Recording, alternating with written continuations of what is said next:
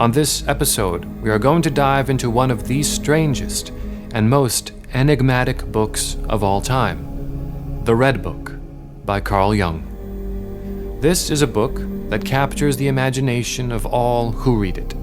Jung was a world-renowned psychologist and is considered one of the founders of analytical psychology.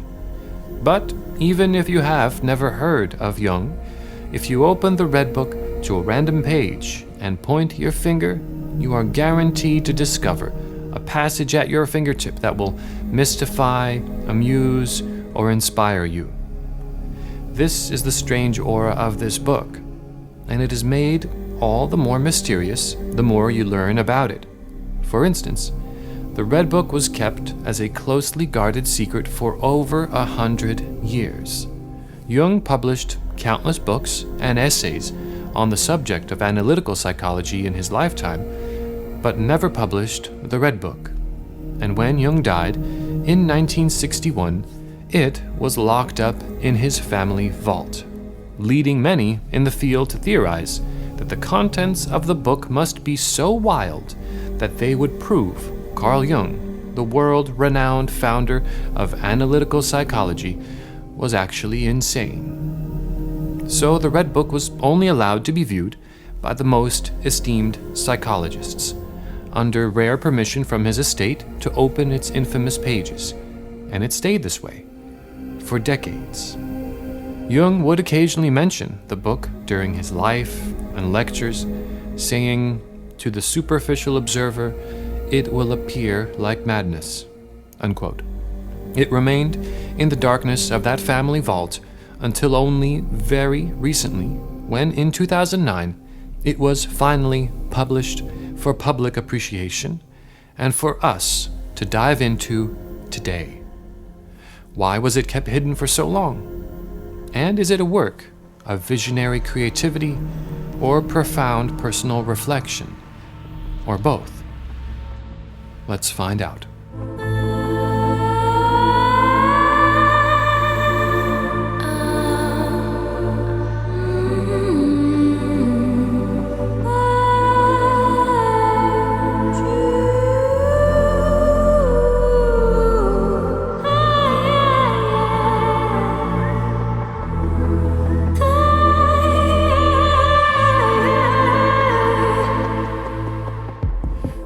Part 1. The River of Blood. Carl Gustav Jung was a Swiss psychiatrist during the early 1900s who is credited, along with Freud, as being one of the founders of analytical psychology. His insights into the human mind shaped our understanding of psychology into what it is today. For example, Jung coined the terms introvert and extrovert. He discovered and elaborated on the archetypes of the unconscious mind. He created the foundation for those personality types, those tests we all like to take online that label you an IFNJ or ESFP and give you a superhero name like the counselor or the visionary and so on. He theorized the human mind creates a shadow in itself. He also uncovered that the unconscious mind has an even deeper layer called the collective unconscious, which we all share, and countless other insights, which he shared with the world. In many ways, his theories on the mind are so unique that they continue to stand on a parallel track to modern clinical psychology. For example, if you are looking for a therapist, you can just look up therapist, or you can look up Jungian analyst, and you will find a therapist who specializes in the Jungian approach to understanding psychology. On that note, there is the C.G. Jung Institute here in New York City, and on their website they say, "The C.G. Jung Institute of New York offers a postgraduate clinical training program that prepares its students for a professional practice as a Jungian psychoanalyst, and membership within a worldwide community of Jungian analysts," unquote. So, why are we talking about a psychiatrist in a podcast about creativity? Well, The way to think about Carl Jung is this. He is the Nikola Tesla of psychology. Through his influence, the entire field was reimagined. He was a visionary with an unparalleled intellect, very reminiscent of someone like Leonardo da Vinci, with his insatiable curiosity. Really one of these once-in-a-generation types. If there was an award in psychology for the most startlingly creative approach to understanding the human mind, it would be awarded to Carl Gustav Jung. Now, to explore the full scope of Jung's discoveries would easily take an entire college semester, and those classes exist, so this will by no means be a full investigation of his thoughts. And for that, I encourage your own explorations, your own research. In this episode, we will focus on the infamous Red Book. So, what is it? If you were to enter Jung's house near Zurich in Switzerland and go to his study, as you approached his large wooden desk, you would find a massive red leather book, about 12 inches by 15 inches. Inscribed in gold on the binding is a Latin title, Liber Novus. As you flip open the heavy red leather cover, you notice the pages are thick, like ancient parchment. The writing is done by hand in a careful calligraphy style. The languages are a mixture of German, Latin, and Greek. All throughout the book, there are beautiful and intricate paintings. Some of them take up the full parchment page, and others are seamlessly integrated within the text. Looking at this book, you would have to assume this is an ancient religious manuscript, maybe a work of medieval literature from 1,000 years ago. This is no ordinary book. Side note, do yourself a favor and visit archive.org. That's archive.org, and search Carl Jung, the Red Book. That's Jung spelled Jung. They have a wonderful, high-resolution scanned copy of it, but you must flip through these pages and see it for yourself. Go full screen, really zoom in at stuff. That's archive.org. Now, back to the show. So, what is the Red Book trying to transmit? With its handwritten calligraphy and carefully crafted paintings? A fable, a religious epic? The Red Book was a personal project that Jung was working on, in which he attempted to record in vivid detail the visionary experiences he was having during the period between December 1913 and January 1914. These experiences weren't some pleasant daydreams. They were symptoms of a mental breakdown that Jung was suffering at this point in his life. And the irony, it wasn't lost on him. To be a psychiatrist with his own regular patients and to be suffering from a near-psychotic episode himself. In the book, Memories, Dreams, Reflections, Jung shares this with us. In order to grasp the fantasies which were stirring in me underground, I knew that I had to let myself plummet down into them, as it were. I felt not only violent resistance to this, but a distinct fear, for I was afraid of losing command of myself and becoming a prey to the fantasies. And as a psychiatrist, I realized only too well what that meant. After prolonged hesitation, however, I saw that there was no other way out. I had to take the chance, had to try to gain power over them, for I realized that if I did not do so, I ran the risk of their gaining power over me. A cogent motive for my making the attempt was the conviction that I could not expect of my patients something I did not dare to do myself. The excuse that a helper stood at their side would not pass muster, for I was well aware that the so-called helper, that is, myself, could not help them unless he knew their fantasy material from his own direct experience, and that at present all he possessed were a few theoretical prejudices of dubious value. This mental break that Jung has in December 1913 seems to have its origins in the year leading up to it. It is around this time that Jung has a dramatic falling out with his mentor, Sigmund Freud. In the field of psychology at the time, Freud was considered untouchable and his theories beyond critique. And it is true that Freud can largely be credited for shining a light into the unconscious of the human brain and revealing new worlds of study.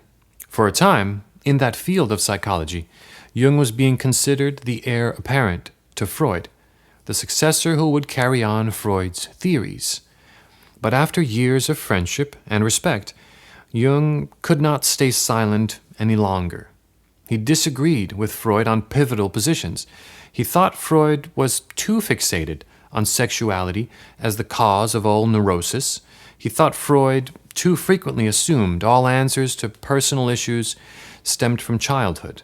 Jung also suspected that Freud's concept of the unconscious did not go deep enough and did not reach the depths of the unconscious, only scratched the surface of what Jung called the personal unconscious. And one final element that Jung could not tolerate about Freud: he was utterly cynical about human nature. Freud had no patience for exploring spiritual matters, or matters of the meaning of life and the human inclination towards symbolism and myth that we see in all world cultures. Jung writes, "When I was working on my book about the libido and approaching the end of the chapter, The Sacrifice, I knew in advance that its publication would cost me my friendship with Freud, for I planned to set down in it my own conception of incest, the decisive transformation of the concept of libido, and various other ideas in which I differed from Freud. To me, incest signified a personal complication only in the rarest cases. Usually incest has a highly religious aspect, for which reason the incest theme plays a decisive part in almost all cosmogonies and in numerous myths. But Freud clung to the literal interpretation of it and could not grasp the spiritual significance of incest as a symbol. I knew that he would never be able to accept any of my ideas on this subject. I spoke with my wife about this and told her of my fears. She attempted to reassure me, for she thought that Freud would magnanimously raise no objections, although he might not accept my views. I myself was convinced that he could not do so. For 2 months, I was unable to touch my pen, so tormented was I by the conflict. Should I keep my thoughts to myself, or should I risk the loss of so important a friendship? At last, I resolved to go ahead with the writing, and it did indeed cost me Freud's friendship. After the very public break with Freud, Jung says all his friends and acquaintances dropped away. His book was declared to be rubbish, and he was labeled a mystic, not a psychologist. Suddenly, the support structure of an entire community seemed to ostracize him. No longer a golden child, he was now forced to venture out into his own conception of psychology, while continuing his own psychiatric practice. Jung goes on, "But I had foreseen my isolation and harbored no illusion about the reactions of my so-called friends. That was a point I had thoroughly considered beforehand. I had known that everything was at stake, and that I had to take a stand for my convictions." Unquote. And so it begins to make sense. Through this experience, Jung entered into a liminal state, a place between worlds. He wasn't the person he had studied and trained to be anymore. He lost his colleagues and the social support he had relied on for years. But he wasn't yet the world-renowned psychologist that he would become years later.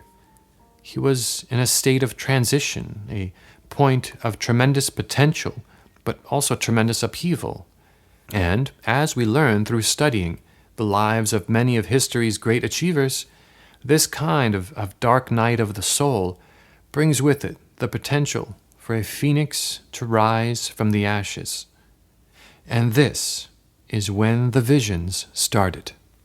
In Memories, Dreams, Reflections, Jung says, "Toward the autumn of 1913, the pressure I had felt in me seemed to be moving outward, as though there were something in the air.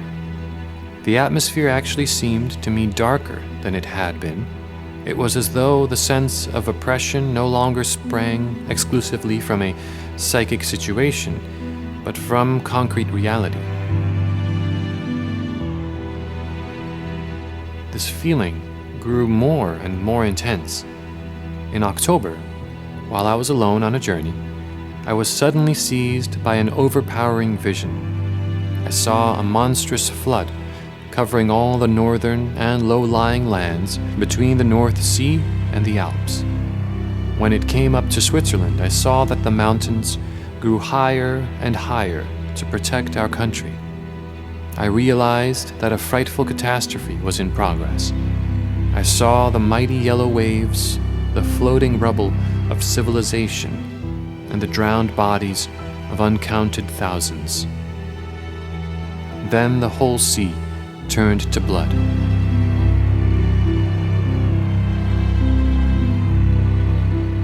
This vision lasted about 1 hour. I was perplexed and nauseated and ashamed of my weakness. 2 weeks passed. Then the vision recurred, under the same conditions, even more vividly than before, and the blood was more emphasized. An inner voice spoke, "Look at it well. It is wholly real, and it will be so. You cannot doubt it." That winter, someone asked me what I thought were the political prospects of the world in the future. I replied that I had no thoughts on the matter, but that I saw rivers of blood. I asked myself whether these visions pointed to a revolution, but could not really imagine anything of the sort. And so I drew the conclusion that they had to do with me, and decided that I was menaced by a psychosis. The idea of war did not occur to me at all. Soon afterward, in the spring and early summer of 1914, I had a thrice-repeated dream that in the middle of summer, an Arctic cold wave descended and froze the land to ice. I saw, for example, the whole of Lorraine and its canals frozen, and the entire region totally deserted by human beings. All living green things were killed by frost. This dream came in April and May, and for the last time in June 1914. In the third dream, frightful cold had again descended from out of the cosmos. This dream, however, had an unexpected end. There stood a leaf-bearing tree, but without fruit. My tree of life, I thought, whose leaves had been transformed by the effects of the frost into sweet grapes full of healing juices. I plucked the grapes and gave them to a large, waiting crowd. On August 1st, the World War broke out. Now, my task was clear. I had to try to understand what had happened and to what extent my own experience coincided with that of mankind in general. Therefore, my first obligation was to probe the depths of my own psyche.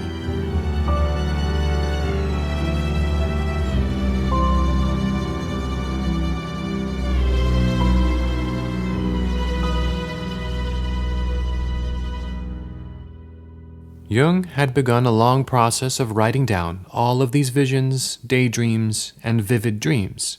He felt like his unconscious was trying to communicate with him, trying to tell him something. His river of blood vision was in October of 1913 and reoccurred in the weeks following. His killing frost dreams were in April, May, and June of 1914. World War I began in July of 1914. Did his unconscious foresee the imminent destruction and loss of countless lives that was coming? Or were the visions a symbolic representation of the inner turmoil that Jung was feeling at this time? He mentions an inner voice telling him, "Look at it well.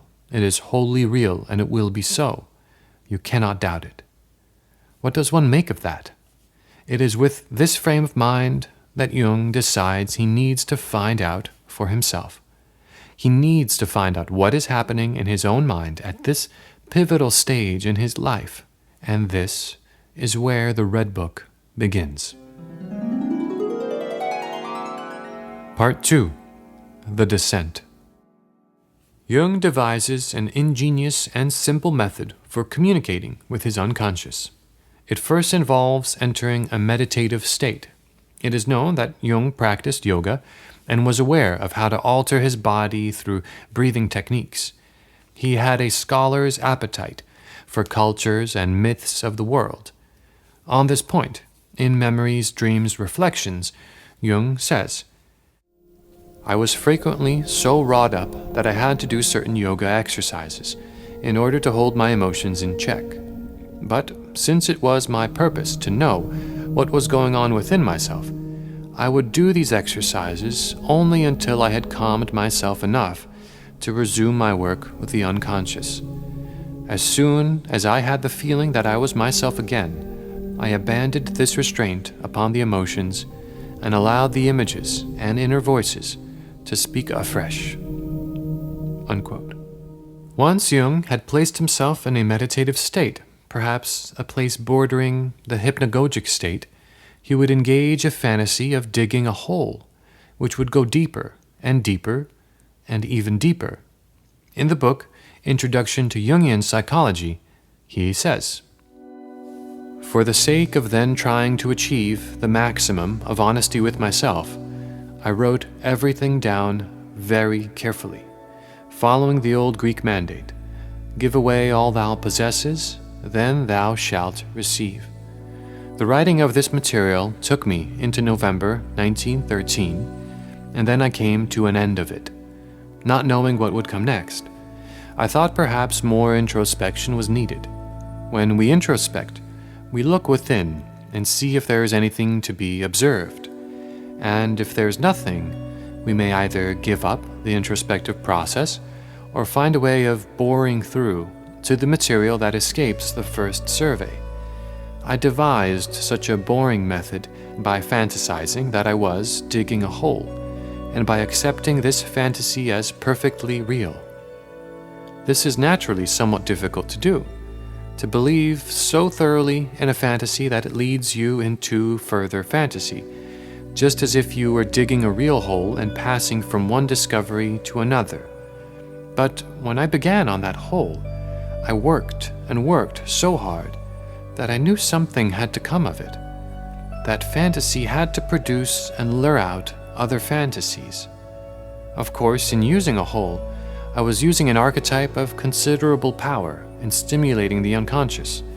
For the mystery attached to caves comes down from immemorial times. One thinks at once of the Mithraic cult, of the catacombs, etc. So the more I worked on this fantasy hole, the more I seemed to descend. Finally, I felt I had come to a place where I could go no further. I said to myself, that being the case, I would then go horizontally. And then it seemed as if I were in a corridor, and as though I were wading in black slime." Unquote. In the Red Book, there is an entry for December 12, 1913, which describes one of these visionary meditation sessions with startling results. The entry is entitled, "Descent into Hell in the Future." Jung writes, "In the following night, the air was filled with many voices. A loud voice called, 'I am falling.' Others cried out confused and excited during this. 'Where to? What do you want?' Should I entrust myself to this confusion? I shuddered. It is a dreadful deep. Do you want me to leave myself to chance, to the madness of my own darkness? Whither? Whither? You fall, and I want to fall with you, whoever you are." The spirit of the depths opened my eyes, and I caught a glimpse of the inner things, the world of my soul, the many-formed and changing. I see a gray rock face along which I sink into great depths. A dwarf, clad entirely in leather, stood before it, minding the entrance. I stand in black dirt up to my ankles in a dark cave. Shadows sweep over me. I am seized by fear, but I know I must go in. I crawl through a narrow crack in the rock and reach an inner cave whose bottom is covered with black water.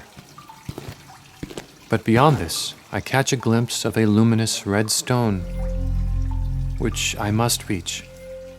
It is a six-sided crystal which gives off a cold, reddish light. I wade through the muddy water. The cave is full of the frightful noise of shrieking voices. I take the stone. It covers a dark opening in the rock. I hold the stone in my hand, peering around inquiringly.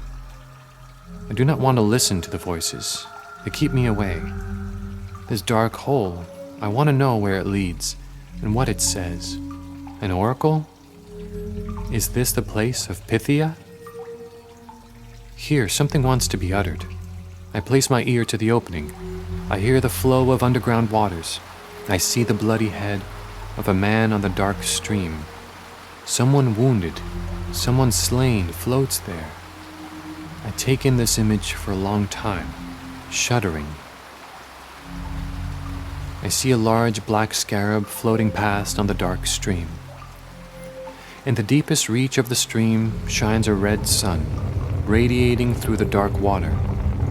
There I see, and a terror seizes me, small serpents on the dark rock walls, striving towards the depths where the sun shines. 1,000 serpents crowd around, veiling the sun. Deep night falls. A red stream of blood, thick red blood springs up, surging for a long time, then ebbing. I am seized by fear. What did I see? It seems that this vision left such a deep and strong impression on Jung's mind that it left him in a state of awe. It reaches a point of reverence in the passage of writing that follows. Following the recounting of the vision, he continues, "Heal the wound that doubt inflicts on me, my soul. That too is to be overcome, so that I can recognize your supreme meaning, how far away everything is and how I have turned back. My spirit is a spirit of torment. It tears asunder my contemplation. It would dismantle everything and rip it apart. I am still a victim of my thinking. When can I order my thinking to be quiet, so that my thoughts, those unruly hounds, will crawl to my feet? How can I ever hope to hear your voice louder, to see your face clearer, when all my thoughts howl? I am stunned, but I want to be stunned, since I have won to you, my soul, to trust you even if you lead me through madness. How shall I ever walk under your sun if I do not drink the bitter draught of slumber to the lees? Help me so that I do not choke on my own knowledge. The fullness of my knowledge threatens to fall in on me. My knowledge has 1,000 voices, an army roaring like lions. The air trembles when they speak, and I am their defenseless sacrifice. Keep it far from me, science, that clever knower, that bad prison master who binds the soul and imprisons it in a lightless cell. But above all, protect me from the serpent of judgment, who only appears to be a healing serpent, yet in the depths is infernal poison and agonizing death. I want to go down cleansed into your depths with white garments and not rush in like some thief, seizing whatever I can and fleeing breathlessly. Let me persist in divine astonishment, so that I am ready to behold your wonders. Let me lay my head on a stone before your door, so that I am prepared to receive your light." This is no longer the Jung that the world knew from his analytical psychology work. This writing resembles the words of a mad saint or a visionary monk. This reminds me of the mystical poem Dark Night of the Soul from the 1500s by St. John of the Cross. It honestly sounds like a love letter that Jung is writing to his own soul, taking a position of reverence and humility. This is what makes the Red Book so strange and unique. We are watching the inner workings of a mind struggling through an existential crisis. And through that process, we see that mind reaching spiritual insights and self-knowledge, a kind of divine madness. We are witnessing an alchemical process taking place. Jung mentions, when the desert begins to bloom, it brings forth strange plants. You will consider yourself mad, and in a certain sense, you will in fact be mad. Unquote. The footnote on the bottom of that page sheds further light on this phenomenon. It is footnote number 89, and it states, Socrates distinguished 4 types of divine madness. 1. Inspired divination, such as by the prophetess at Delphi. 2. Instances in which individuals, when ancient sins had given rise to troubles, have prophesied and incited to prayer and worship. 3.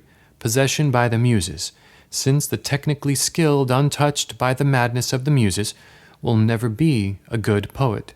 And 4. The lover. Unquote. In the coming months, Jung struggled to understand this vision of the red crystal and the scarab, and he would retell it in his lectures for many years to come. In the Red Book, he gives us his analysis of the symbols. The following passage was written in autumn of 1914, almost a year after he first had this vision and after World War I had erupted.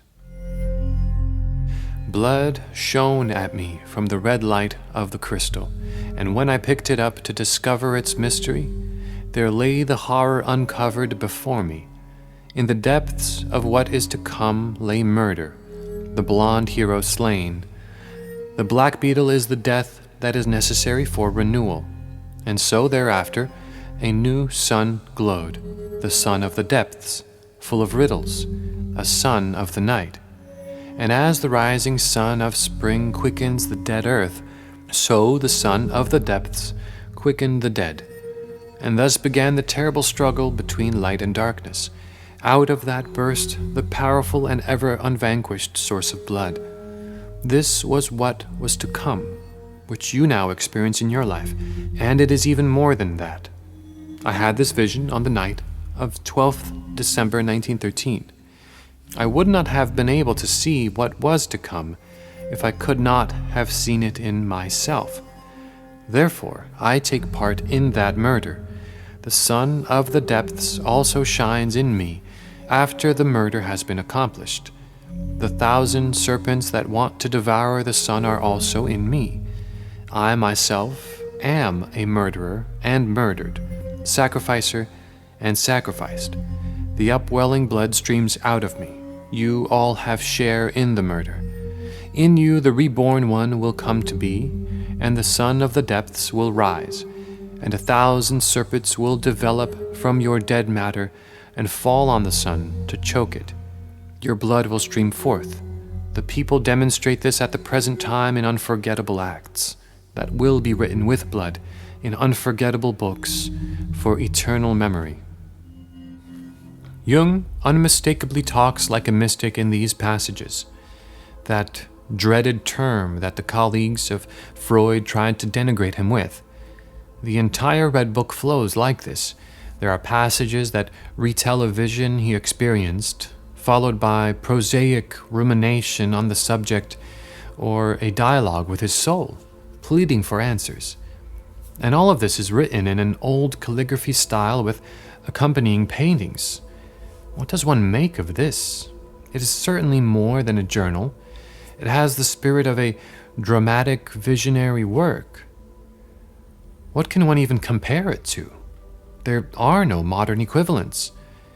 This is perhaps why Jung chose to officially call the Red Book by the enigmatic title Liber Novus, Liber-Novus, which is Latin for the new book. It is a kind of new document. and yet the use of Latin in the title and throughout its text is an acknowledgement that it is something rooted in ancient traditions. Latin is a dead language. There are no countries that speak and write in Latin. There is a moment in the Red Book that Jung's soul tells him that he must bring the dead to life. Perhaps this is part of the fruition of that sentiment. We breathe life into the old ways by making them new again. Could Jung's deep descent into his own unconscious itself be a revival of an ancient tradition? Was he inspired to take this journey through his knowledge of similar practices in ancient cultures? I am pretty certain that he was. He never says it outright, but there is a telling phrase he mentions in passing during the red crystal vision. I take the stone, it covers a dark opening in the rock. I hold the stone in my hand, peering around inquiringly. I do not want to listen to the voices, they keep me away. This dark hole, I want to know where it leads and what it says. An oracle? Is it the place of Pythia? Unquote. There was a fascinating tradition in ancient Greece.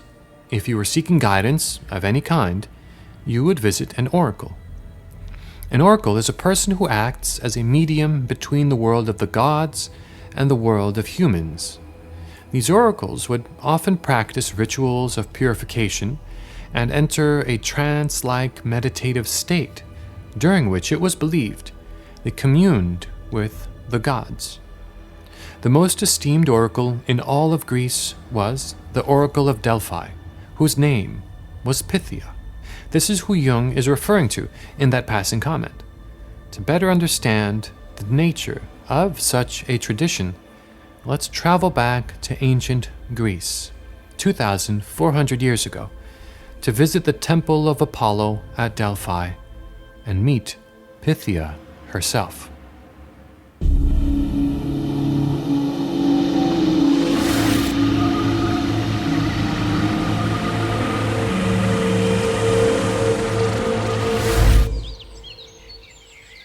Here we are, in Delphi, Greece.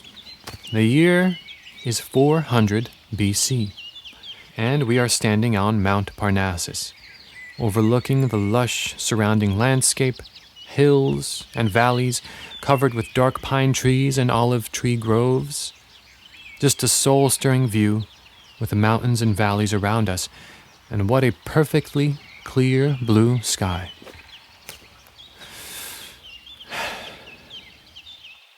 The Temple of Apollo is just up this way. It'll be a few minutes' walk. You know, to the Greeks, Delphi is considered the center of the world. The story goes that at dawn on a certain day, Zeus sent 2 eagles flying, one from the easternmost part of the world and one from the westernmost part, and they met right over Delphi. Seeing what it looks like, you can imagine why the Greeks felt that way. There is just a special aura to this place. The symbol of Delphi is actually the navel, and a large ornamental egg-like stone adorns the center of the temple, representing the absolute center of the world. If you look down there, at the foot of the mountain, you can see crowds of people.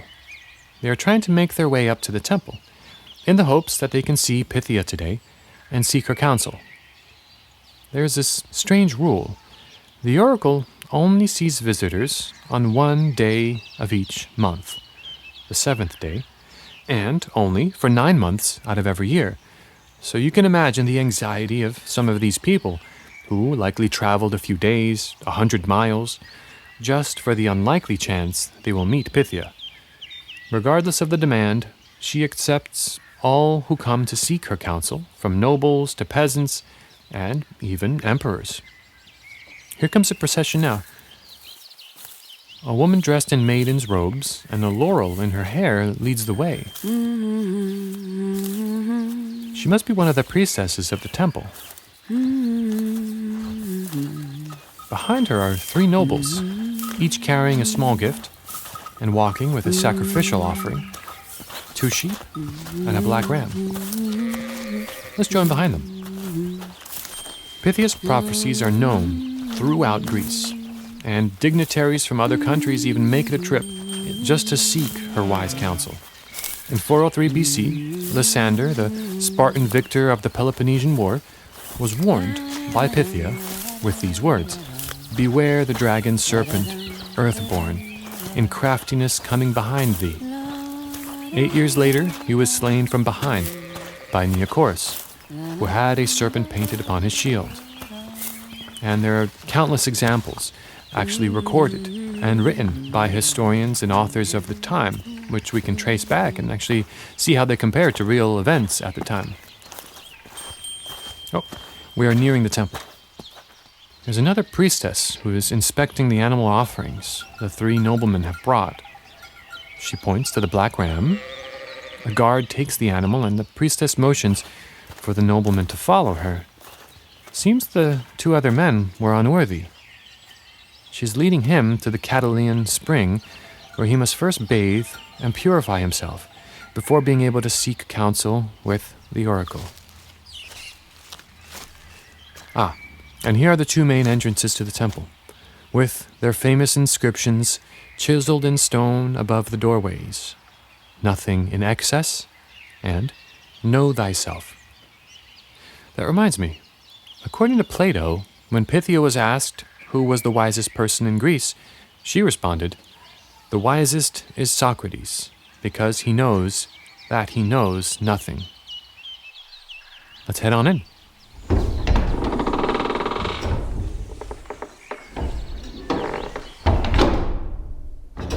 Whoa, it's dark in here. There's someone playing the harp down the corridor. This part of the temple is lit only by candles.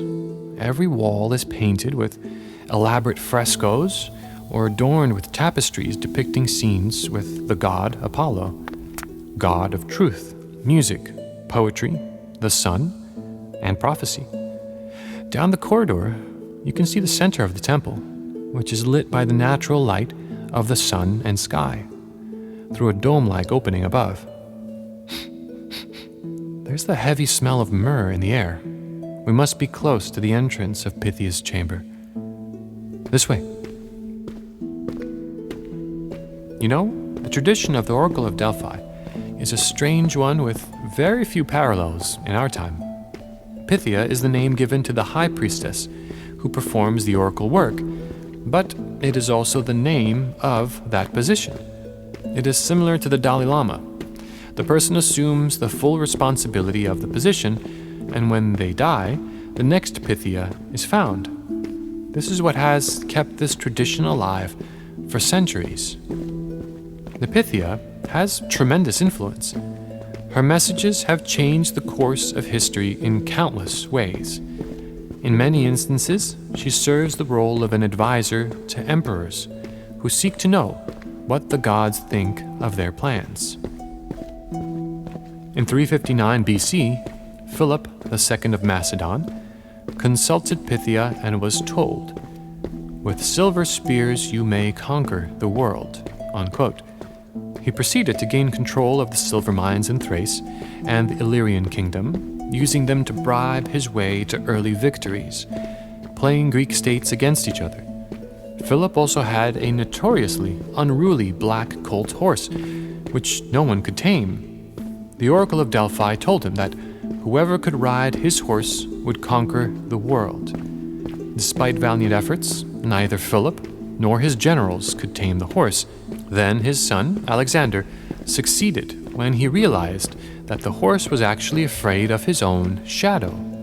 Philip then gifted the horse, who was named Bucephalus, to Alexander, who earned the title Alexander the Great when he conquered Asia. When it is time to choose a new Pythia, a woman must volunteer who is worthy and exceptionally knowledgeable on matters of ritual. So most Pythia are former priestesses of the temple here.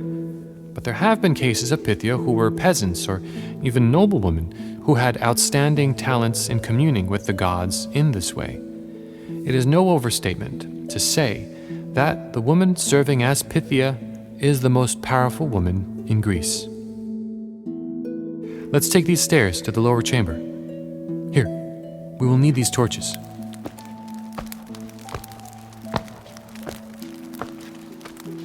The temple was built around this entrance, which leads into this cavern. We will soon see why. Do you now see why Jung asks, is this the place of Pythia, during his red crystal vision? He may be referring to the physical cavern in which she has her visions, or through his prose, he may be referring to the mental place she must be inhabiting, where she receives these visions.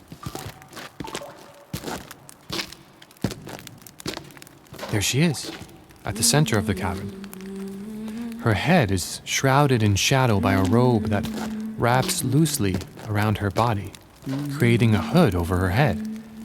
She is elevated 2 feet off the ground, sitting on a 3-legged golden seat.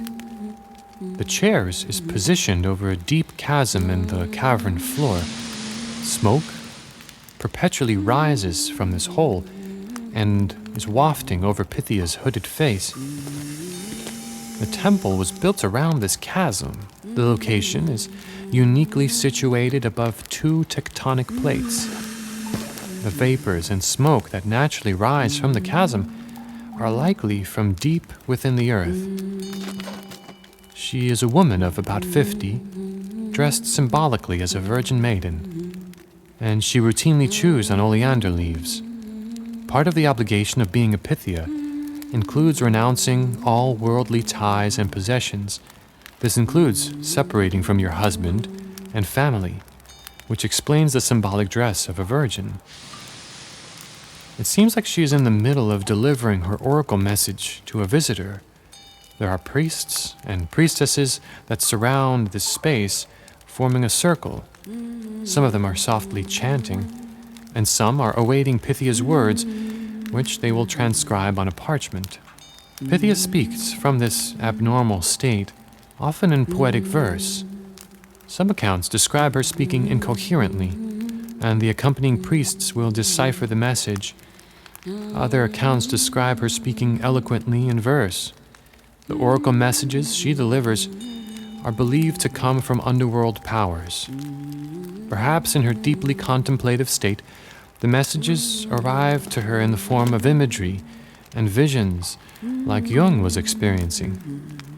Could it be that the place that Jung's mind inhabits during the Red Book sessions is the same place that Pythia's mind inhabits?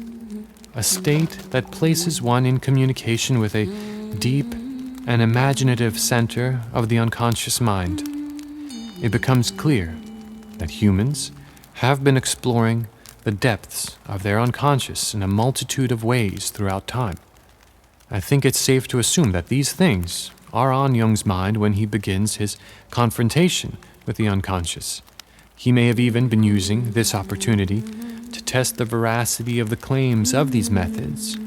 Contrary to what our first reaction is when reading the Red Book, Jung isn't doing something new and pioneering.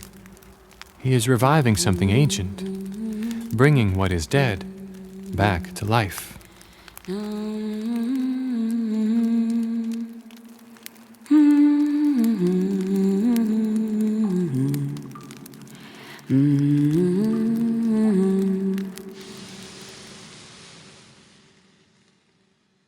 Part 3. Elijah and Salome. Throughout the Red Book, Jung has meaningful encounters with mythic figures. In these visions, he carries on conversations with them, oftentimes even arguing with them.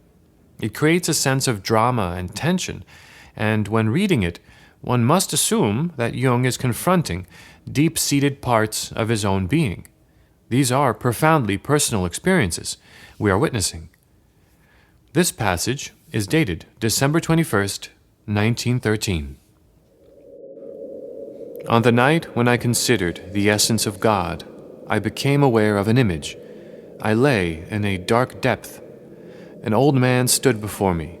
He looked like one of the old prophets. A black serpent lay at his feet. Some distance away I saw a house with columns.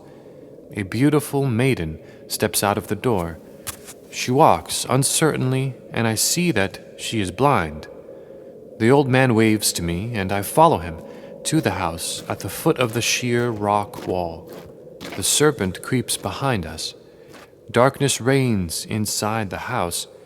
We are in a high hall with glittering walls. A bright stone, the color of water, lies in the background. As I look into its reflection, the images of Eve, the tree, and the serpent appear to me. After this, I catch sight of Odysseus and his journey on the high seas. Suddenly, a door opens on the right onto a garden full of bright sunshine.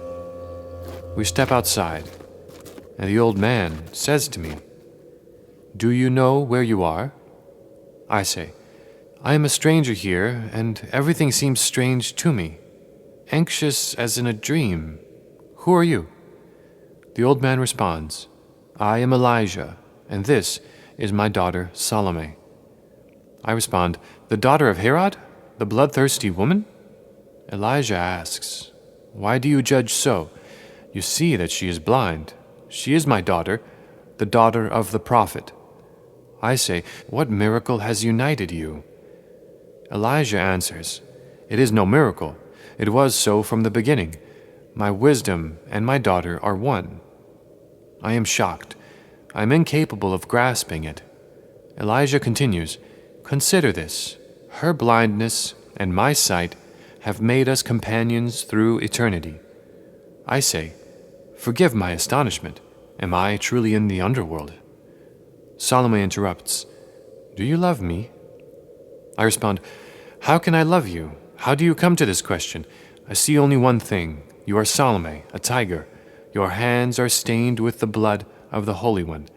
How should I love you?" Salome answers, "You will love me." I say, "I?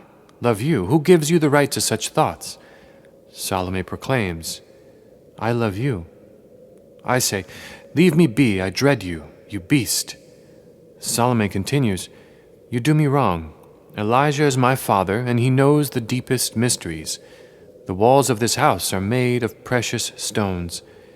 His wells hold healing water, and his eyes see the things of the future. And what wouldn't you give for a single look into the infinite unfolding of what is to come? Are these not worth a sin for you?"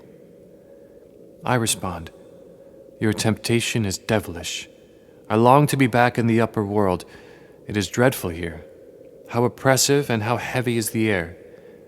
Elijah asks, "What do you want? The choice is yours." I say, "But I do not belong to the dead. I live in the light of day. Why should I torment myself here with Salome? Do I not have enough of my own life to deal with?" Elijah says, "You heard what Salome said."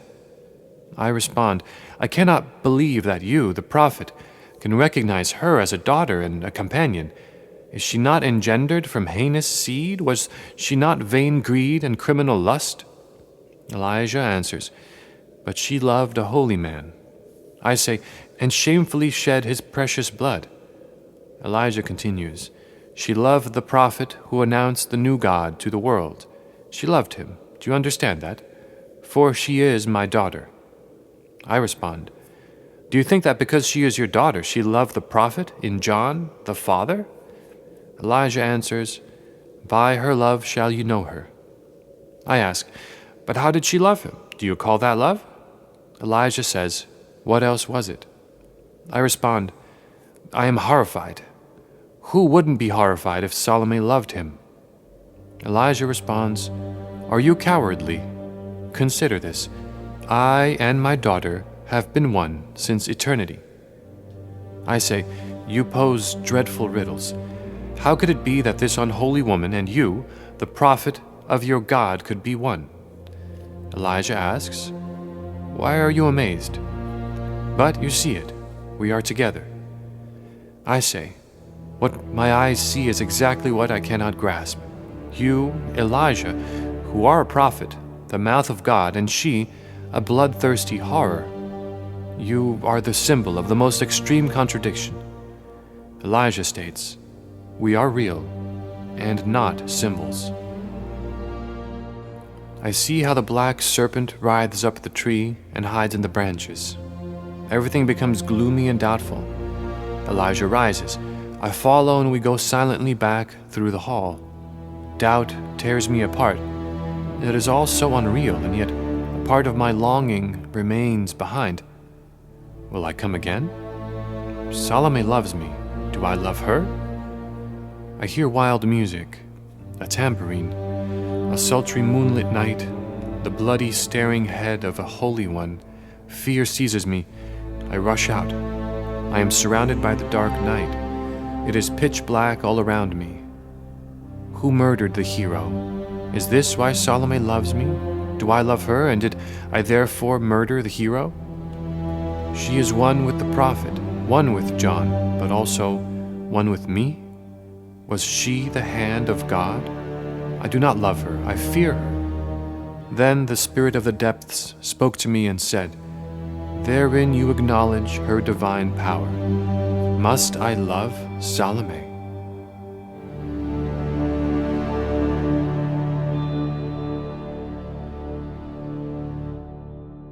So, what is going on here with Jung meeting Elijah and Salome in his vision? It's helpful to have some context to these two characters. Elijah is a religious prophet who is said to have lived in northern Israel during the 9th century BC. He appears in all the Abrahamic religions as a key figure and is said to have performed miracles comparable to Jesus, including raising the dead, bringing fire down from the sky, entering heaven alive by fire, and being a leader of a school of prophets. Salome, on the other hand, has a much more controversial history. She lived in the 1st century AD, and infamously, she danced before Herod, the ruler of Galilee, during his birthday banquet, and her dancing was so pleasing to Herod that he told her, whatever you ask me for, I will give it to you, up to half my kingdom. Unquote. Salome consulted with her mother and answered Herod, I want you to give me the head of John the Baptist on a platter. Herod was not happy with this request, but he felt strongly that he had to uphold his oath. So he sent guards to the prison and asked them to bring back John the Baptist's head. And on that same night, they did, presenting the platter to Salome. During the Middle Ages, her biblical story took on new life in art and literature. Her dance took on an erotic interpretation and became known as the Dance of the Seven Veils. Salome became a symbol of the temptress, a symbol of unbridled desire, luring away those who are on the road to salvation. It is with these connotations that Elijah and Salome appear in Jung's mind. But rather than assuming that Jung is witnessing some kind of biblical narrative unfold before his inner vision, I think it is more accurate to say that Elijah and Salome are symbols, in a sense, manifestations of aspects of Jung's own mind. Elijah representing the path of spiritual knowledge, virtue, and mystical experience, Salome representing the path of earthly pleasure, vice, and ignorance. It's curious to note that Jung sees Salome blinded, that she's without vision. This could be seen as symbolic of the idea that one who is led only by desire and search for animal impulses and pleasure is in some ways blind, right? They aren't functioning through reason. The struggle between these two ways of living, Elijah and Salome, puts Jung in the center of an existential conundrum. Ultimately, in the writing that follows, Jung arrives at an understanding that implies that the way of Elijah and the way of Salome are not exclusive, but actually mutually dependent.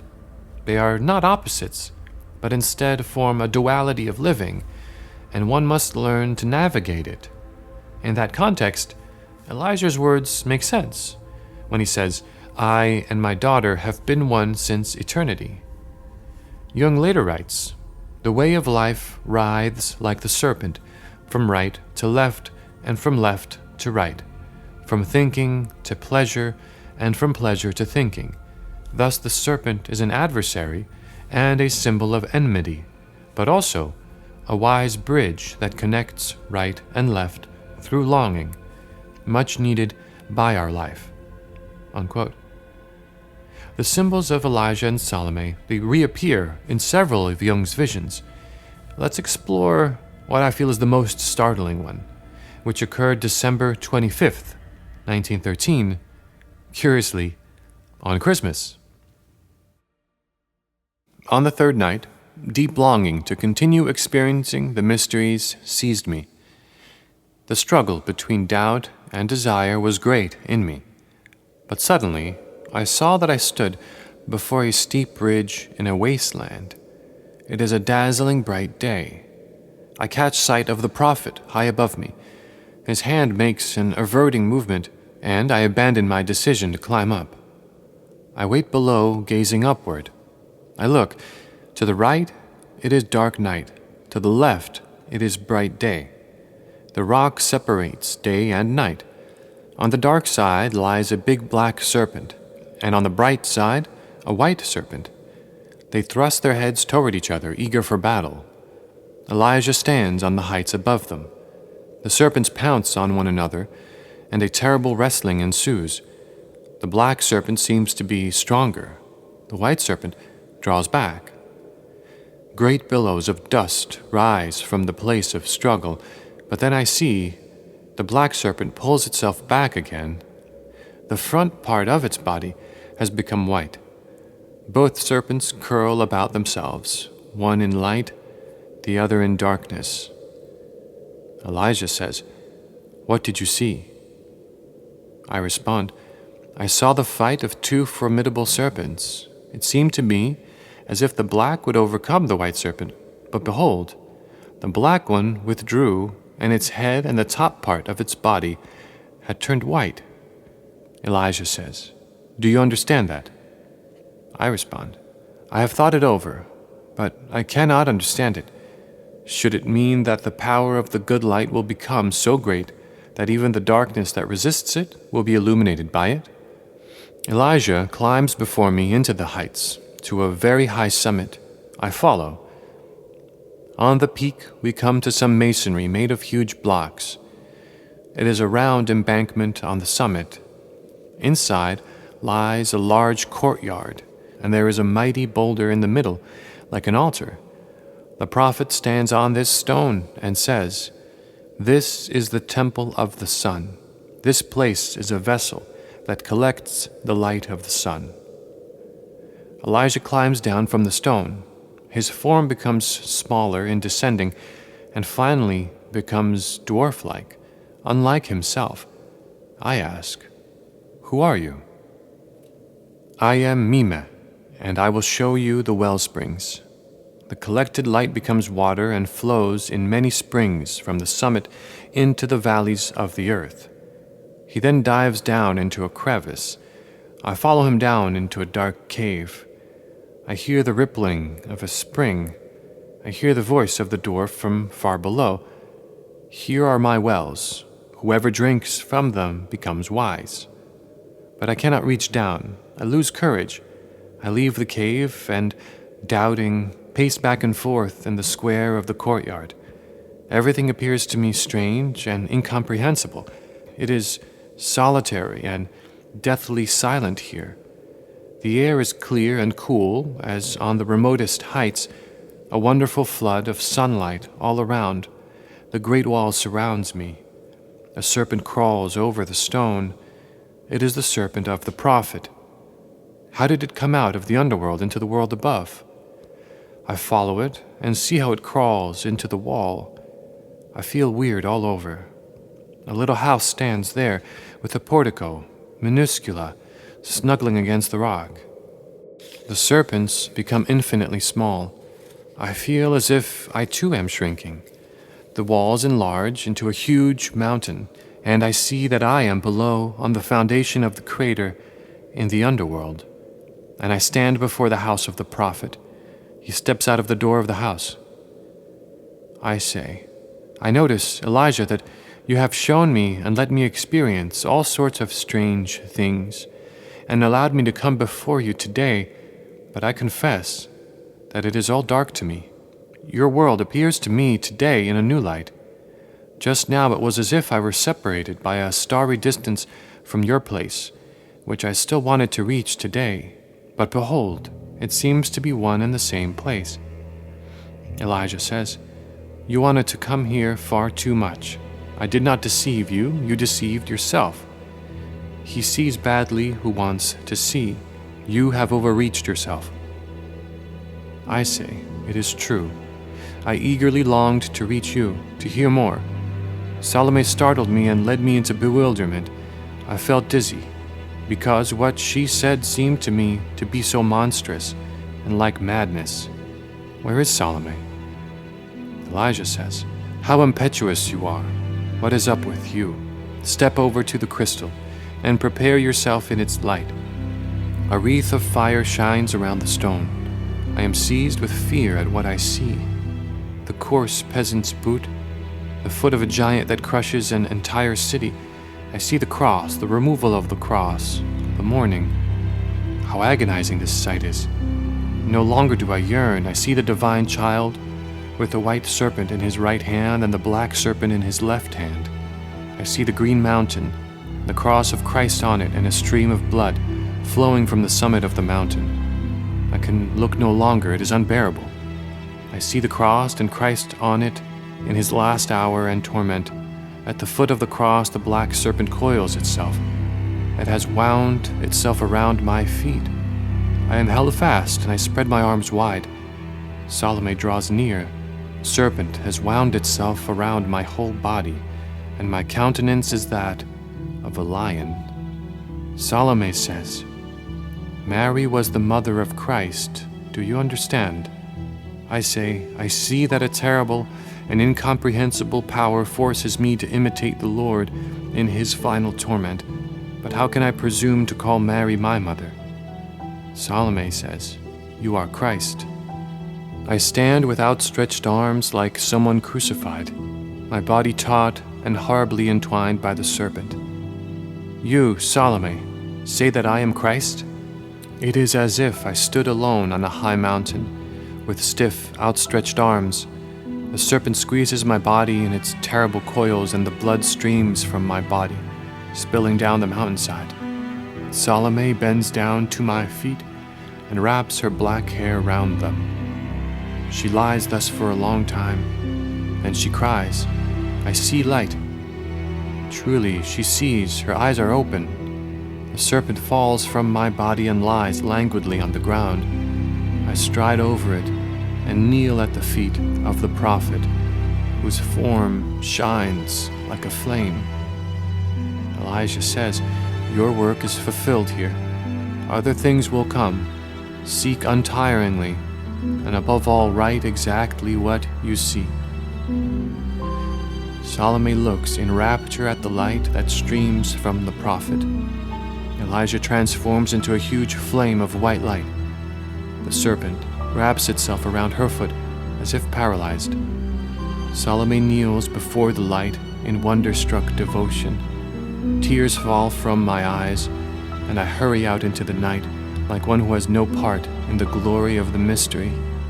My feet do not touch the ground of this earth, and it is as if I were melting into air.